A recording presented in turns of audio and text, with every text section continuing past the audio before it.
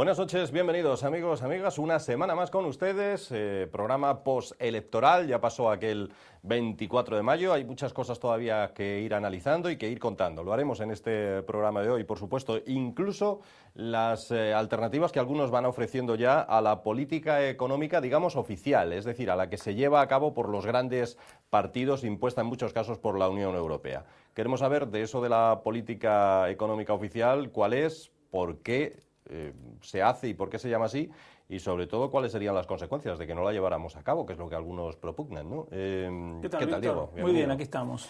¿Qué es eso de política económica oficial, Diego? Bueno, digamos, todos los países tienen una determinada política económica. Lo que voy a intentar es explicar en resumen de qué se trata la política económica oficial de España y por qué es así. La política económica oficial en España, ¿en qué consiste? En una reducción paulatina del déficit fiscal acompañada por reformas económicas que permitan ganar competitividad a la economía. De la reducción del déficit fiscal y de las reformas surge un aumento de la confianza y una reducción de la prima de riesgo que impulsan la inversión, el consumo y el empleo. A su vez, la mayor competitividad permite que la economía exporte más, que el déficit exterior se cierre y de esta manera, junto con el crecimiento de la economía, es decir, al cerrarse los déficits exterior y fiscal, junto con el crecimiento de la economía, se van desactivando las dos bombas de tiempo con las que convive la economía española, que son la deuda pública y el endeudamiento exterior. Ahora, ¿por qué la política oficial es esta y no es otra? Bueno, para entenderlo hay que hacer un poquito de historia. La gestión de la crisis económica en Europa fue ruinosa. Por ejemplo, en los 3 años, 2009, 2010 y 2011, de los 15 países que compartían el euro, 11 violaron el límite de déficit fiscal, que era de 3% del PIB. De ellos, España fue el tercero que acumuló mayor déficit, solo superado por Grecia e Irlanda. Además, entre 2007 y 2011, 10 países de la Unión Europea duplicaron o más que duplicaron su deuda pública, entre ellos España y Reino Unido. Si uno compara el PIB de 2011 con el de 2007, va a encontrar que en la mitad de los países de la Unión Europea el PIB era inferior y que en todos los países, menos en Alemania, en Bélgica y en Malta, la tasa de paro había subido. O sea, en definitiva, una gestión lamentable con unos resultados calamitosos. Entonces, se llegó a final de 2011 y los líderes de la Unión Europea dijeron, bueno, ¿qué hacemos? Esto es un desastre, lo tenemos que mejorar. De hecho, se pensaba, por ejemplo, en la desaparición del euro. O sea, cualquier escenario era factible en medio de ese desastre. Entonces, se llegó a un acuerdo para coordinar las políticas económicas. Dijeron, no puede ser que cada uno vaya por libre, porque esto no nos está conviniendo a ninguno. Entonces, se creó un procedimiento de desequilibrios macroeconómicos, que en definitiva es un mecanismo por el cual todos los años la Comisión Europea analiza una serie de datos económicos de cada país, mira cuáles tienen unos determinados desequilibrios, entonces a esos países les pide un plan para corregir los desequilibrios y luego supervisa el cumplimiento de esas condiciones, de ese plan. Dentro de, digamos, los países, dentro de la Unión Europea, los países que compartimos el euro tenemos unas exigencias mayores y, de hecho, en caso de incumplimiento, los países pueden recibir multas y sanciones.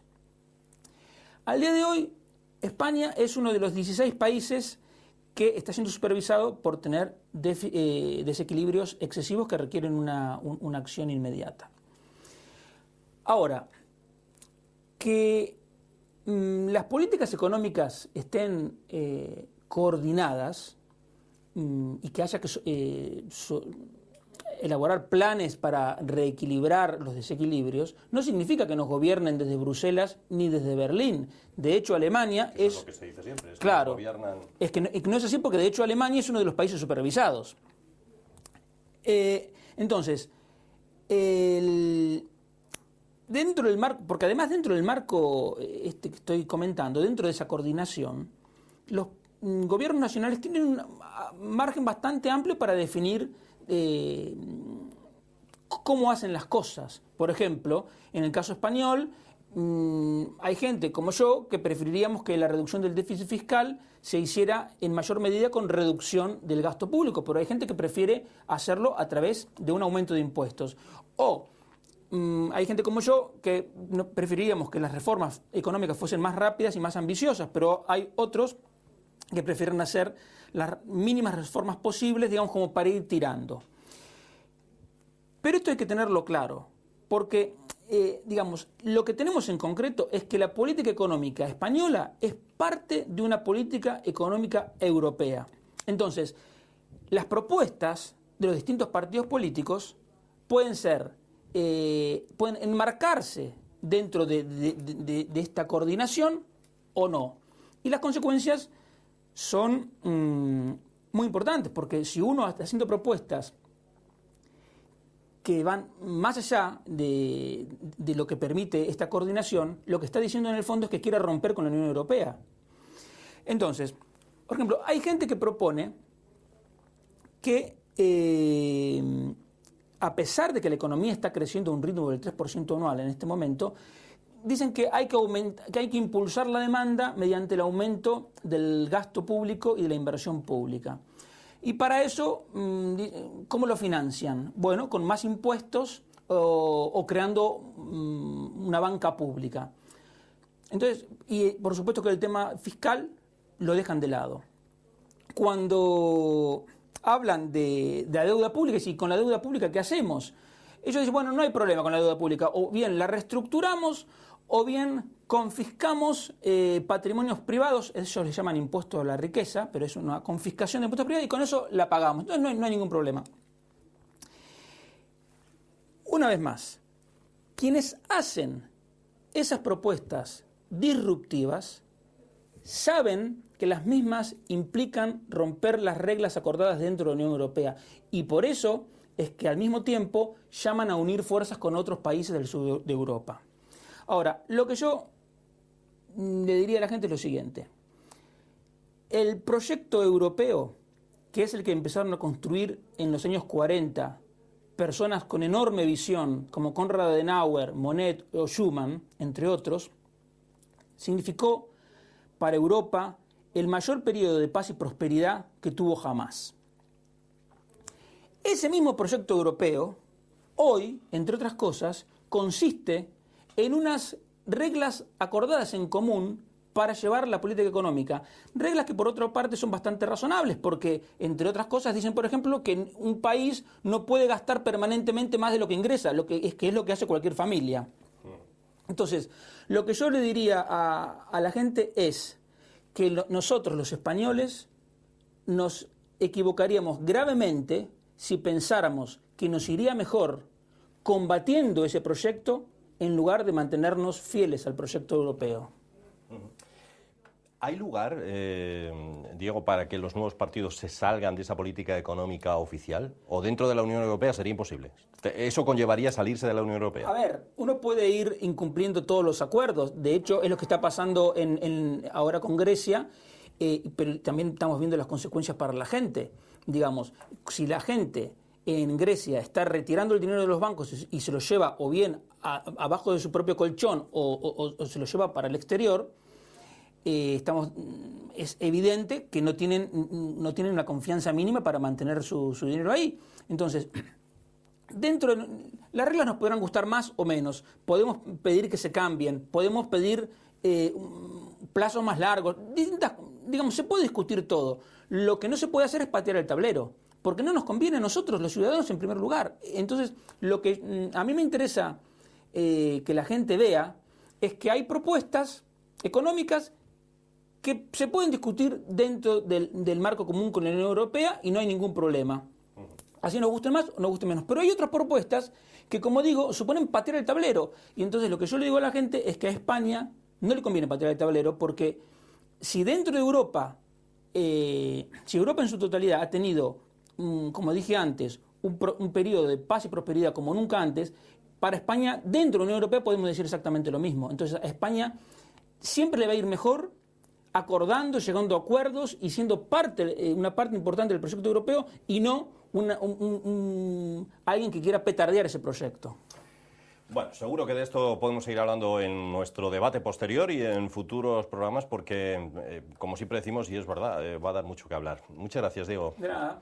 Vamos a hacer una pausa. Enseguida hablamos de esos silbidos, de los pitidos al himno nacional y a los símbolos que representan a nuestro país, como el rey de España, vividos en esa final de hace unos días. Será a la vuelta de esta pausa.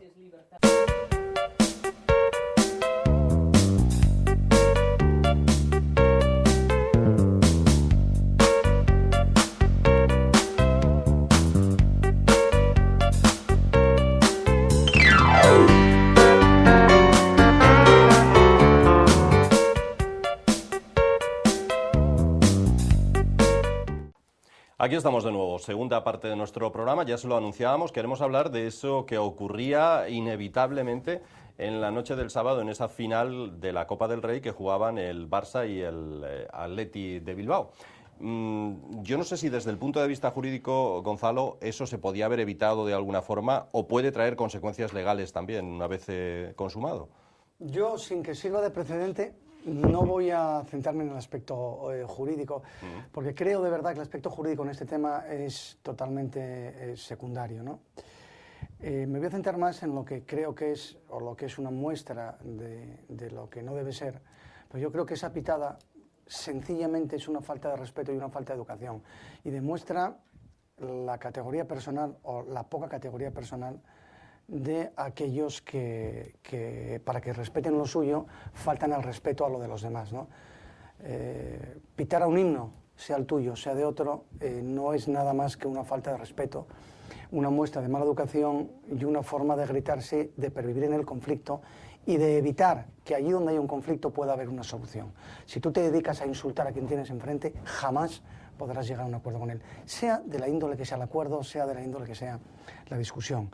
Yo recuerdo, y luego como introducción al vídeo que luego pondremos, la primera vez que vi un partido de Seis Naciones en directo, que lo vi en Twickenham, que me pareció ejemplar el comportamiento del público, que a Twickenham todo el mundo va en tren, las dos aficiones juntas, más rivalidad que entre Francia e Inglaterra, solo hay una, que es entre Inglaterra e Irlanda, que será de lo que hablaré ahora mismo, ¿no?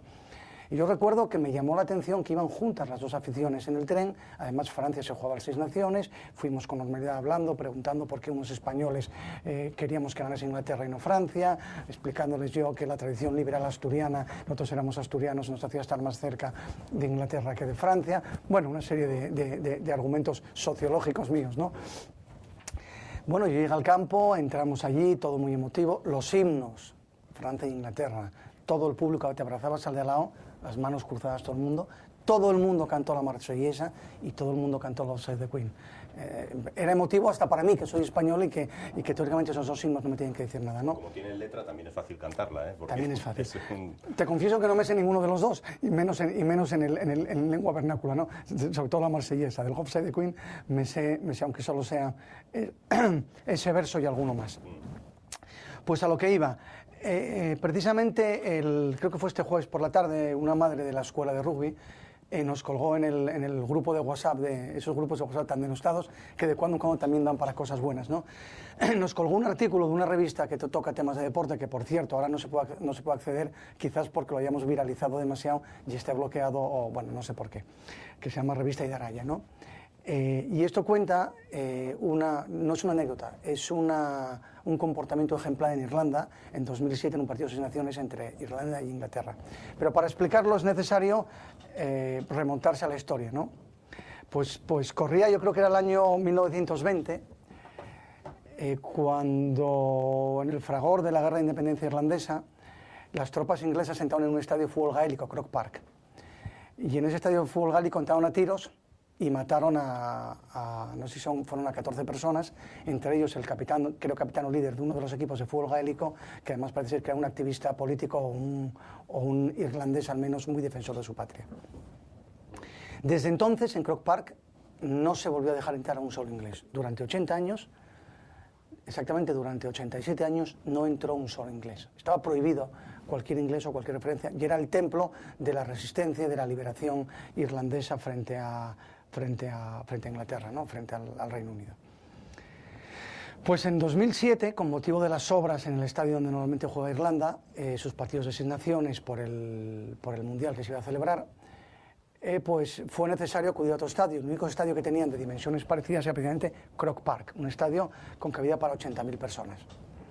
Se decidió llevarlo allí y, pues como es lógico, no puede ser de otra forma, suscitó un debate político duro, agrio, áspero, con detractores y defensores, con gente que decía que era un ultraje y gente que decía que precisamente la normalidad y la grandeza de Irlanda se tenía que demostrar con esas cosas, ¿no? Que eso serviría también para seguir avanzando y mirando hacia el futuro. Pues al final se decidió que se iría, que se celebraría el estadio. Una vez que se anunció, y como no podía ser de otra forma, puesto que en el rugby es el único deporte en que las dos Irlandas juegan juntas, Irlanda del Sur y Irlanda del Norte, superando la división, pues el primer ministro de Irlanda del Norte, o el representante de Irlanda del Norte, como no sé exactamente cómo se llama, anunció que acudiría al partido, no podía ser de otra forma. En rugby también se da la peculiaridad de que no se toca un himno irlandés, sino que se toca el Ireland Scoil, la llamada de Irlanda, que es común o se entiende común para todos los irlandeses, los del sur y los del norte. Pues bien, nos pondrá el vídeo luego Quique. En primer lugar lo que hubo fue, pues como es lógico, primero el himno del equipo visitante y se esperaba un boicot, se esperaba silbidos, pitos, protestas. Y como siempre suele ocurrir en un campo de rugby, yo por eso digo que por eso, entre otras cosas, amo este deporte, ¿no? Ya sé que soy un pesado con el rugby, pero bueno, al fin y al cabo estas cosas te dan motivos para poder ser pesado. Se comienza a tocar el himno de Inglaterra, bueno, con el rito habitual en los partidos de 6 naciones, que es Ladies and Gentlemen, the National Anthem will be played, y se anuncia el God Save the Queen, comienza el God Save the Queen, el estadio se queda en absoluto silencio. Los jugadores cantan, el público inglés que había acudido al estadio también lo canta, con la misma vehemencia y la misma fuerza de siempre. El estadio está en absoluto silencio, se termina el himno, el estadio entero rompe a aplaudir el himno, comienzan con el himno de Irlanda del Sur, esa vez sí. Había 2 jugadores de Irlanda del Norte en el equipo, mientras tocan el himno, los 2 jugadores de Irlanda del Norte están callados, no hablan, no hacen ningún gesto, están absolutamente serios y respetuosos. Termina el himno de Irlanda del Sur, de la República de Irlanda, perdón. De nuevo el estadio, un aplauso absoluto, aparte de haber cantado con más fuerza que nunca, y se toca después y se canta el Ireland Scoil, que es la himno de Irlanda, y ahí ya cantan todos juntos. Entonces, la reflexión es que si tú quieres que se respete lo tuyo, tienes que empezar por respetar incluso a lo de tu enemigo, tu rival o lo que sea. Estamos hablando de 2 enemigos durante 100 años, dura mucho más de 100 años entre la primera ocupación, hablamos de siglos, ¿no? Son capaces de respetar a los ingleses y los irlandeses. Aquí en España no existe eso porque jamás existió absolutamente ningún tipo de conquista interna. Es decir, cuando se unen los reinos, se unen los reinos. Cuando se producen levantamientos, no se producen frente a la corona, sino se producen para levantarse frente a terceros invasores. Es decir, nunca ha existido una guerra ni entre España ni entre Castilla y las Vascongadas, ni entre Castilla y Cataluña. Es decir, simplemente hay unos movimientos separatistas en la actualidad que están tratando de tergiversar la historia, pero que no son conscientes que si algo quieren obtener, si a algún lado quieren llegar, lo que hay que hacer es comenzar por respetar al rival en este caso. Es decir, aquella persona a la que tú le estás pidiendo algo, porque venía con una discusión con un amigo de mi padre hace poco, que acabo de hablarle, con un catalán que me venía hablando por teléfono, y me sorprendió una persona culta y educada hasta qué punto se creen esas mentiras de que era el himno que utilizaban para matar catalanes. Son unas auténticas estupideces, básicamente lo que se está manejando, que parten de la necesidad de buscar una excusa para fomentar una rivalidad y para fomentar, exactamente, desde pequeños, para generar resentimiento en la población, que ya digo, no es necesario, que si alguien puede estar resentido, y valga el ejemplo en Europa frente a otro, eso sería un irlandés frente a un inglés, y aún así son capaces de superar ese resentimiento, ahí sí justificado en razones reales, históricas, cercanas, y respetar de una forma, es decir, como se debe hacer en un mundo civilizado, porque si estamos reclamando una democracia, la tenemos que reclamar pendiente para que todos seamos capaces de ello. Pues bueno, para que veáis, para que el público vea que esto no es una frase de un loco de rugby que sobrevalora el rugby, ahora mismo Quique desde aquí os va a conectar con... Vamos a verlo, si con el Ireland's Call que vamos a poner aquí. Vemos el vídeo entonces, ¿no? De acuerdo.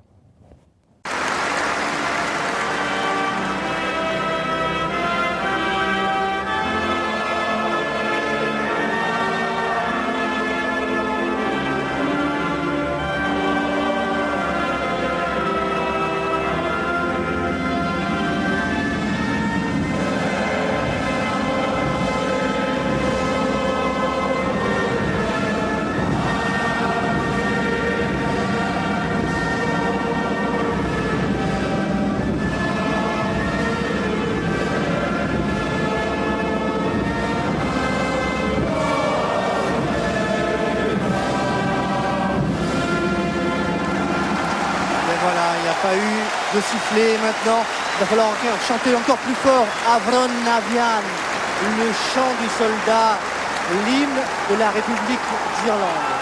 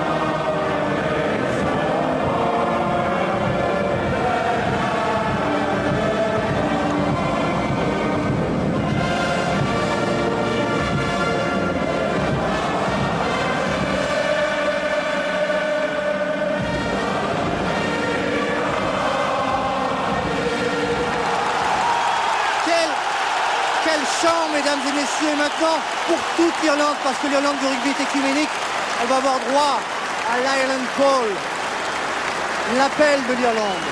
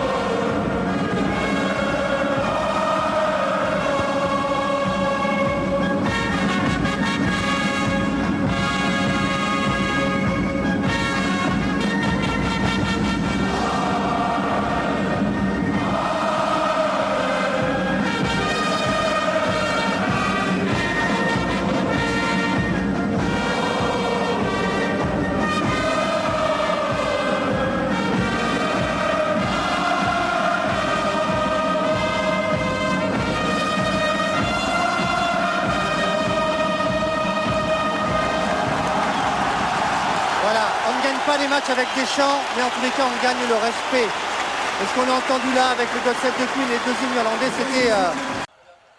Bueno, pues acaban de ver ustedes ese vídeo, ponen la carne de gallina y es una buena moraleja la que nos traía Gonzalo de cómo se toman esto de las rivalidades en otros países, con qué deportividad y con qué educación, ¿verdad?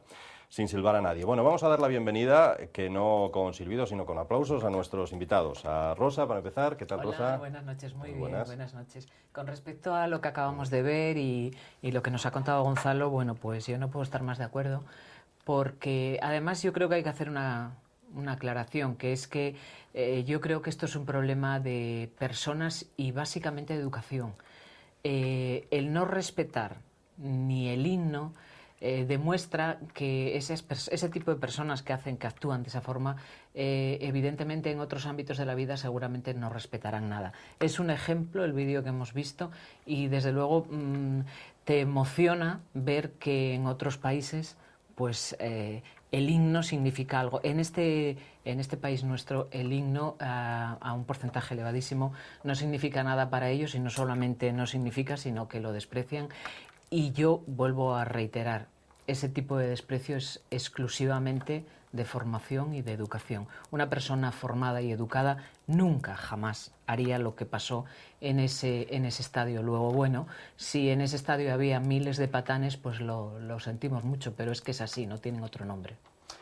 Gonzalo, la solución a lo mejor estaba en haber puesto los 3 himnos, el de España, el de Euskadi y el de Cataluña. No, yo creo que no. Yo creo que se podía haber puesto el del Barça y el del después, o el del Barça después, para que fuese un ejemplo de eso, porque lo que tampoco se trata es de colocar en pie de igualdad a una comunidad autónoma con el Estado, ¿no?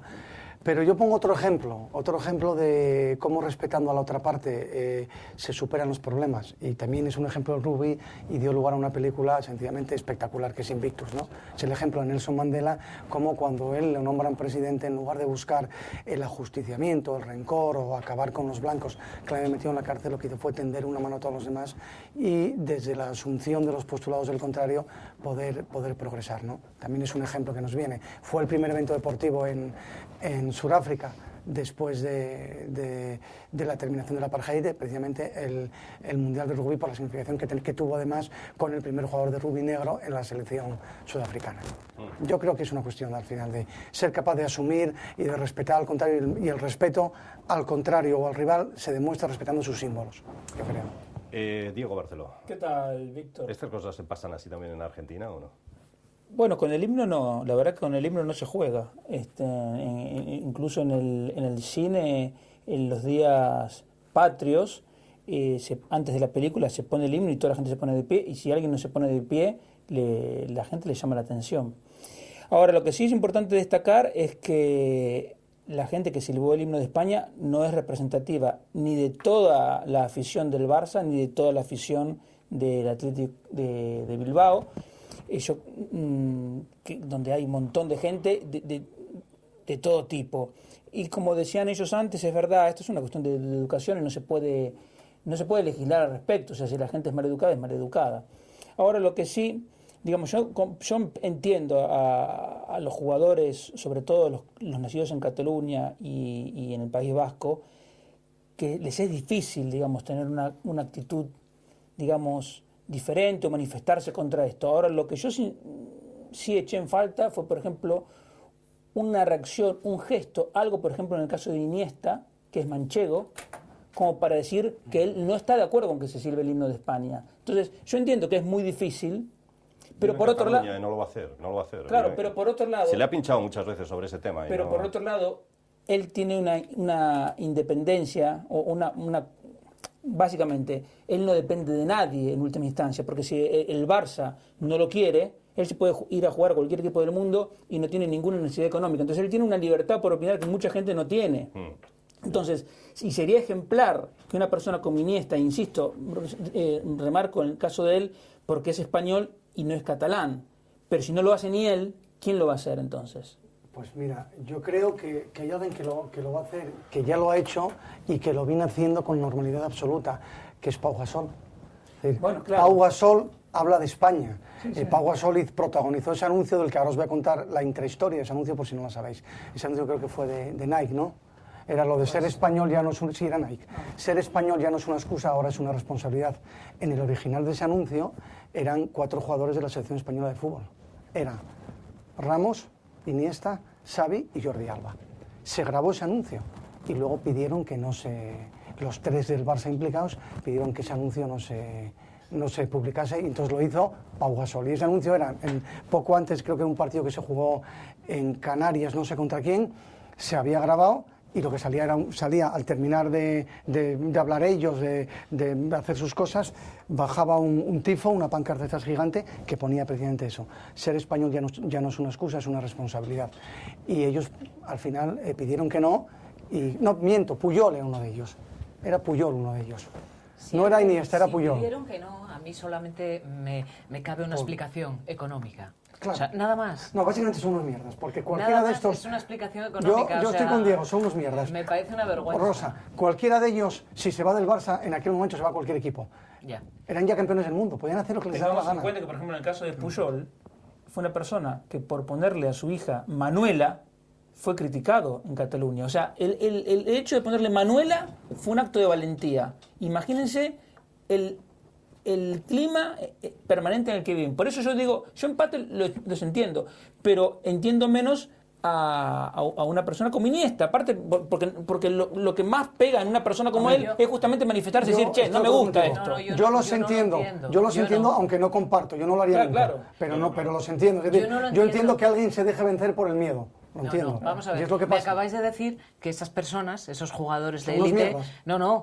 que podrían ir a donde quisieran a jugar, es más que no cómodo tendrían ningún problema. Luego, en fin, deja muy poca lugar a pensar que no sea por un tema económico. O sea, porque si tú eres un jugador de élite, si tú puedes ir a donde te dé la gana, no tienes por qué estar bajo la bota del nacionalismo catalán, que hasta por poner a tu hija de nombre Manuela, como acaba de contar Diego, tienes problemas. O sea, yo me voy al sitio que sea, porque como bien decís vosotros, lo podían haber hecho. Luego sería que estaban muy a gusto. Lo que pasa es que también el jefe, digamos, de todos ellos, el presidente del club, acaba de decir que quieren que vean al Barça como representante de Cataluña y del catalanismo. Entonces, es toda una cosa muy, muy confusa, se mezcla política y deporte, es una cosa que realmente... Cuando entran en eso ya saben en lo que entran, luego están muy a gusto. Ese es el motivo por el cual... Lo que pasa es que entraron cuando tenían 10 años.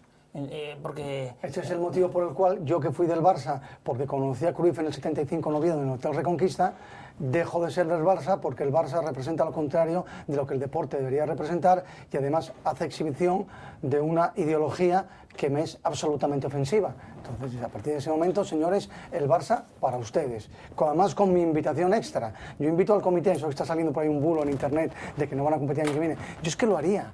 Y vamos a ser coherentes de una puñetera vez todos. A usted pita el himno de España, usted no juegue la Copa del Rey, se ha terminado. A usted le molesta eso, es más, yo le voy a imponer a partir de ahora que cuando se dé el título de campeón de Liga se toque el himno nacional. Y si no le gusta, vaya a jugar la Copa Catalana. ¿Se o debería la Liga haber tomado Catalana, algún ya tipo está. de medidas por parte del gobierno? Algunos hablan del extremo de suspender el partido, de jugarlo a puerta cerrada, eso puede ser una burrada, ¿no? Pasó, Lo hizo Francia, sí. Lo hizo Francia. Sí, sí. Lo hizo Francia. Es que no... Bueno, es que esta cosa pasa en Francia. Bueno, es que en Francia no se entiende. En Francia que ellos son, entre ellos, tienen mucha más tensión regional la que tenemos nosotros. O sea, Francia es un país desde antes de Julio César, ya de hecho lo dice en la Guerra de las Galias, ¿no? Que están en guerras constantemente intestinas, pero luego cuando llega el de fuera se unen frente a otro. Es decir, al margen de que yo discuta con el del sur, con el del norte, con el del centro, sí es cierto que al final soy consciente de que formo parte de un todo, que ese todo es más fuerte si nosotros sabemos estar unidos para eso, ¿no? Yo creo que al final es un problema de complejo. Pero vamos, yo no tengo ninguna duda que en la medida correcta, pues si el señor se suspende. Va usted a pitar el himno, como yo puse en internet, a su madre va a pitar. La que se podía haber liado, ¿eh? Si en ese momento con el estadio lleno y por esa situación bueno, yo es que alguien primero, decide suspender yo el con el partido. anuncio de eso, directamente la familia real no va, el rey no va. Por supuesto. El rey no va, y no va ningún representante del Estado. ido. Hay un Tenía que pitido, haberse ido. y en el momento que hay un pitido, suspendo el partido, señor, se ha terminado. Y además, sanción para el año que viene, ustedes dos no juegan. Se acabó. Se acabó.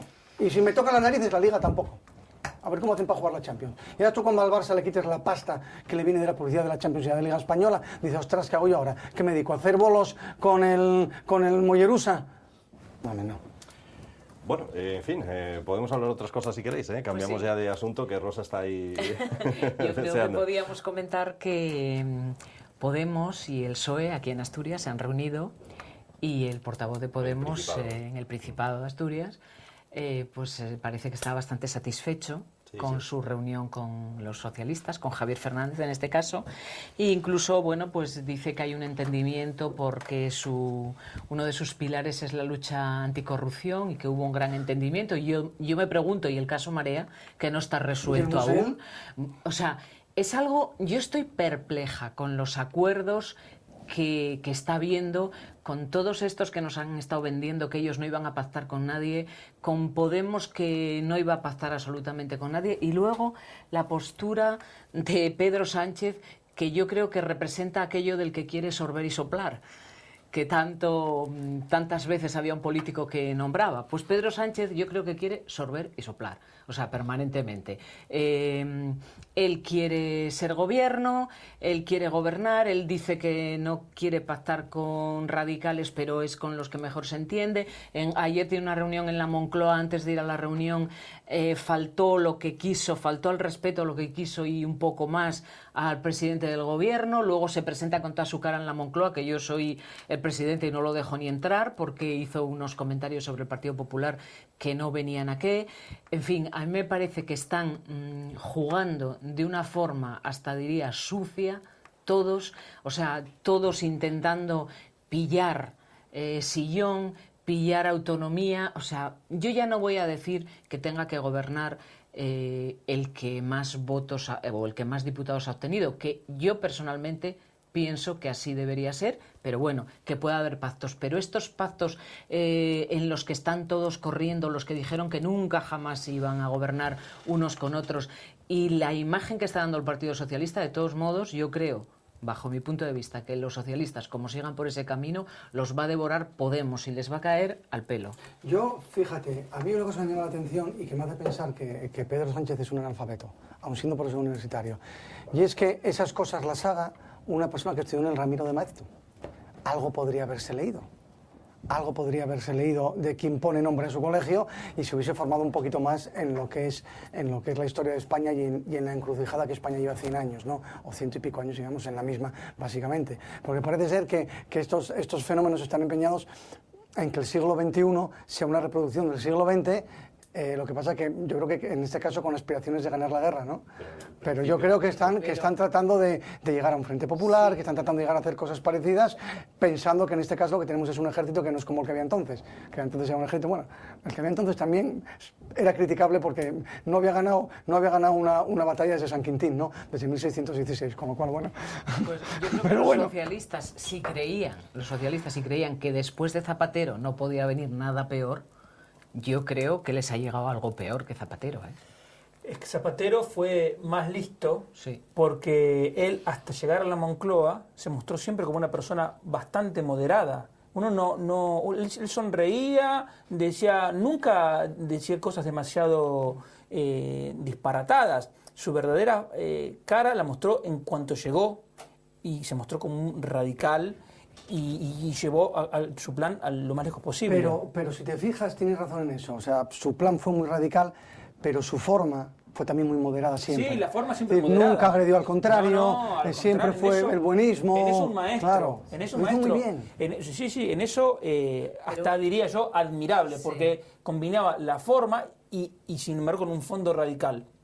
Ahora, lo que Pedro Sánchez a lo mejor se da cuenta, o a lo mejor no lo sé, es que está jugando con la posible desaparición del PSOE, porque en el PSOE ahora en la actualidad no es un partido radical, que en su origen fue un partido radical que digamos que promovió un golpe de Estado contra la República, vale, que tuvo que ver con el inicio de la guerra civil, es verdad, pero eso pasó hace 100 años.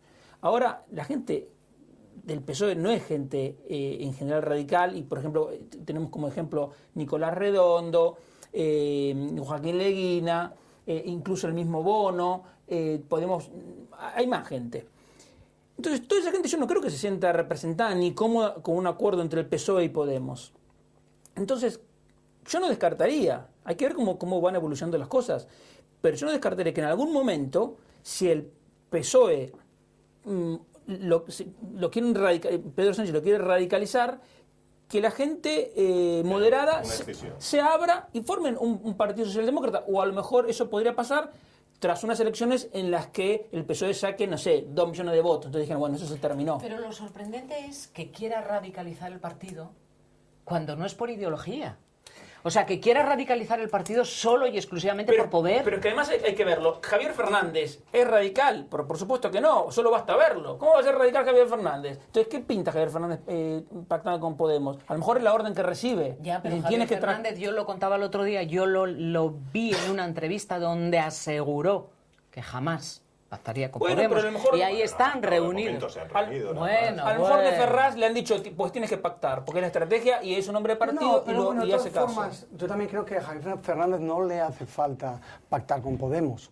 O sea, Javier Además. Fernández, si todo va con normalidad, y puesto que Foro está dispuesto a pactar con Podemos, y siguen es insultando, increíble, y siguen es insultando increíble. y faltando al respeto incluso cargos electos de Foro al propio PP, a Mercedes Fernández y a Sí, otros. Es es decir, increíble. están manifestando, Al yo tiempo creo, que dicen que estarían dispuestos a hablar. es una cosa que, No, que lo- llama la atención. Es una esquizofrenia. Claro, yo creo que al final Mercedes Fernández no va a ser capaz de sumar suficiente para poder triunfar cuando se postule, y al final va a ser la lista más votada, que es Javier Fernández, no terminado.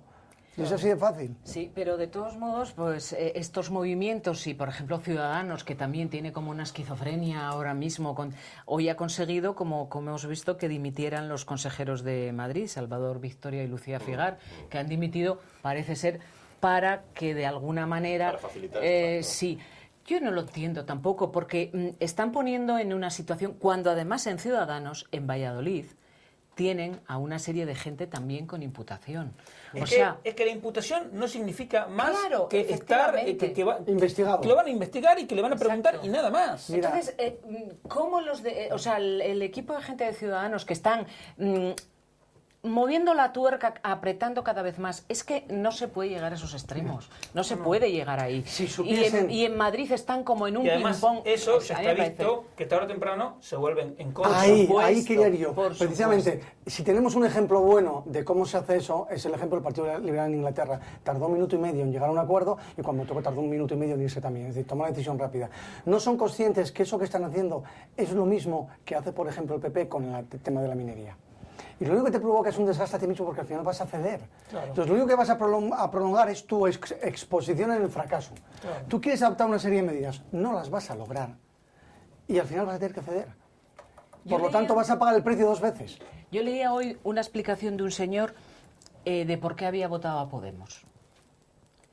Porque él había pensado que si un día no podía pagar la hipoteca, pues Podemos, con su programa, le iba a ayudar. Que si un día le tenían que cortar la luz, Podemos prometía que no le iban a cortar la luz. Y, o sea, todo eso. Y entonces alguien le preguntaba, ¿y de dónde cree que va a sacar Podemos el dinero para pagarle a usted la hipoteca y para pagarle a usted la luz? Y entonces, bueno, pues el señor se quedaba un poco perplejo diciendo, ¿lo habré hecho mal? O sea, ¿cómo puede haber personas que hayan emitido un voto pensando que Podemos dice que si no pagas la hipoteca... O sea... Bueno, yo te voy a decir una cosa. Hoy leí una propuesta que hacía referencia implícitamente en mi comentario del principio, que un dirigente de izquierda proponía un impuesto singular a la riqueza, a los patrimonios de más, creo que eran de 250.000 euros. Entonces, ¿Eso es patrimonio? Sí, bueno, sí, dice, sí, solo afectaría, dice, al 15% de la población y recaudaríamos 250.000 millones de euros. O sea, una confiscación, por eso usé la palabra confiscación, de 250.000. Entonces, con eso amortizamos deuda pública y ya está. Y solucionamos el problema. Mira, Madre mía. Claro, lo que la gente no ve, claro, esto no tiene que ver con que yo tengo menos de 250.000, entonces no me preocupo. Sí, pero te tienes que preocupar porque no va a quedar un empresario, no va a quedar nadie dispuesto a invertir ni un solo euro. Y además alguien se cree que los ricos son tan tontos como Por que... favor. Hombre, me Mira, extraña, ¿eh? sobre lo que Rosa decía, es decir, ¿cómo hay gente que toma la decisión de votar así? Pues te voy a explicar, entre otras cosas, por qué. Porque resulta que en media España hay una moratoria, es decir, los gobiernos, tanto el central como los autonómicos en su caso, han llegado a acuerdos con las entidades financieras para que no lancen a nadie. En Asturias hace muchísimo que no hay un lanzamiento hipotecario, ¿vale? Un desahucio, que es mentira porque el desahucio es otra cosa, pero bueno, vamos a decirlo así para que se entienda. En Asturias hace años que no hay un desahucio hipotecario. Los bancos no ejecutan hasta ese extremo. Los bancos lo que hacen es, te presentan la demanda, se adjudican la vivienda y te dejan ahí. Y si llegas a un acuerdo con ellos, te hacen un alquiler social, les entregas la propiedad, asunto terminado. Porque precisamente ellos acceden a otras fuentes de financiación y a otras vías en su momento por adherirse a ese plan de no poner a nadie en la calle. Los desahucios que está viendo ahora es de gente que no paga la renta. Es Es decir, que es cosa distinta. Y ahí yo hago una manifestación, puesto que cada colado dice que no va a cumplir las leyes que no me interesen, yo ya manifiesto por delante.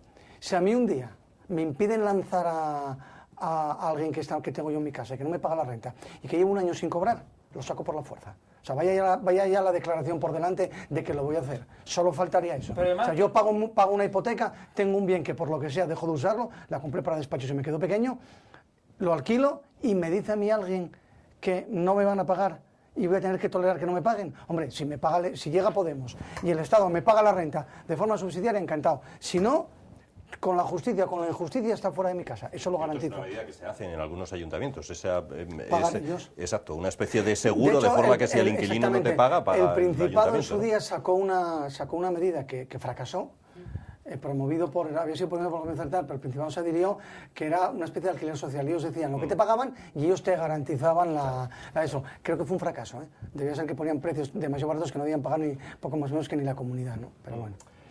Bueno, no sé si queréis algo más sobre este tema. Decía antes Rosa que en el Principado puede haber ese pacto entre el PSOE y Podemos. En el Ayuntamiento de Gijón no, porque el Podemos Gijonés, que es la filial del partido en Gijón, ha dicho su asamblea que no va a dar la alcaldía al PSOE. Efectivamente, pero es que es incomprensible qué criterios tiene.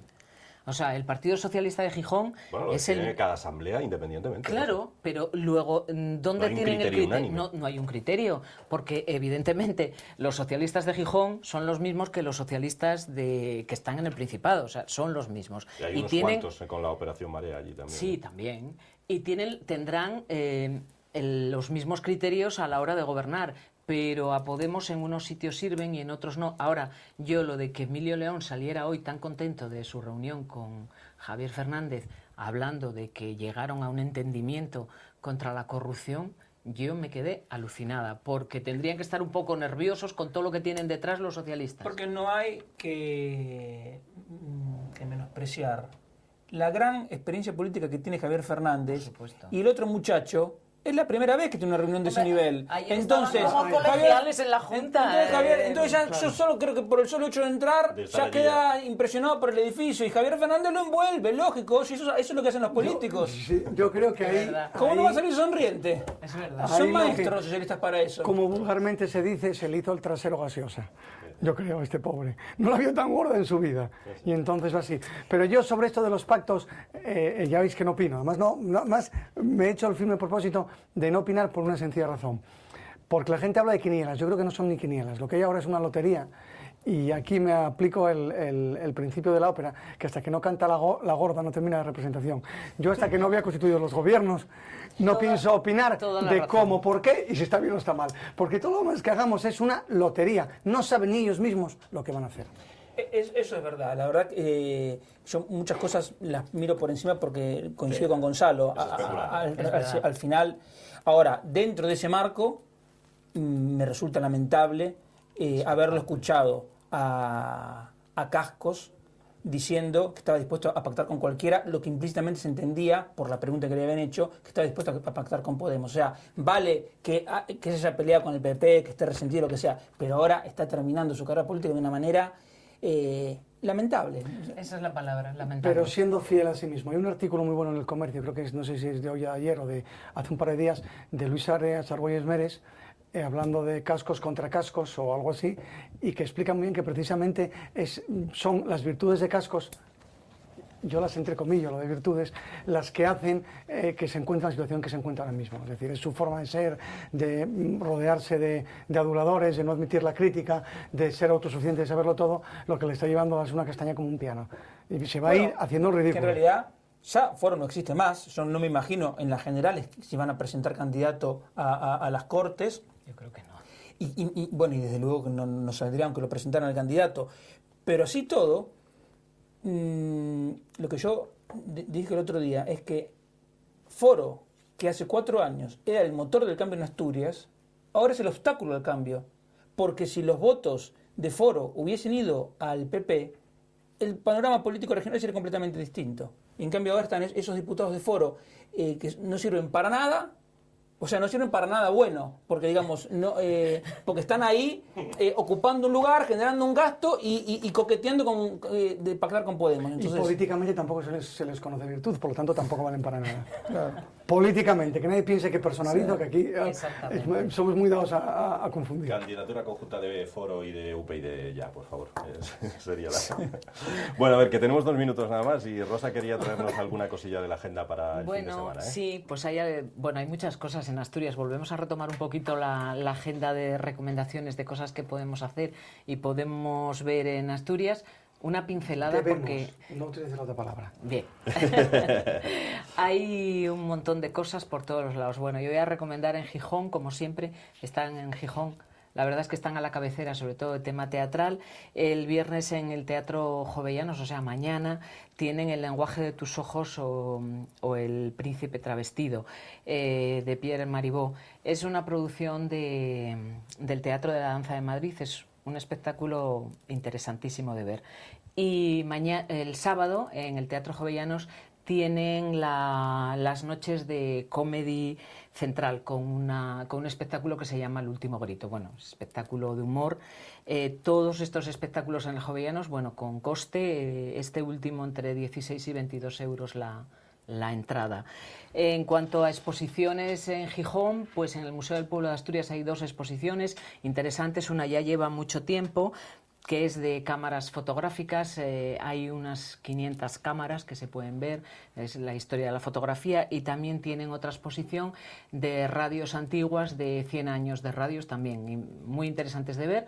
Y decir que los domingos en el Museo del Pueblo de Asturias la entrada es gratuita, por lo tanto, bueno, interesante.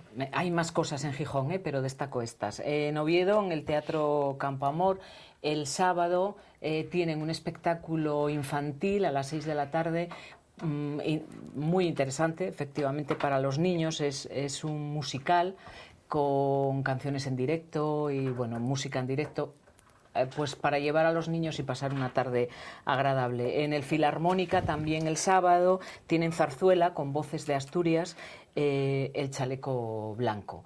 En Oviedo, en cuanto a exposiciones, bueno, el Museo de Bellas Artes, que siempre, nunca está de más ir a visitarlo, todo es poco. Y luego hay una exposición interesantísima en la Sala Sabadell Herrero.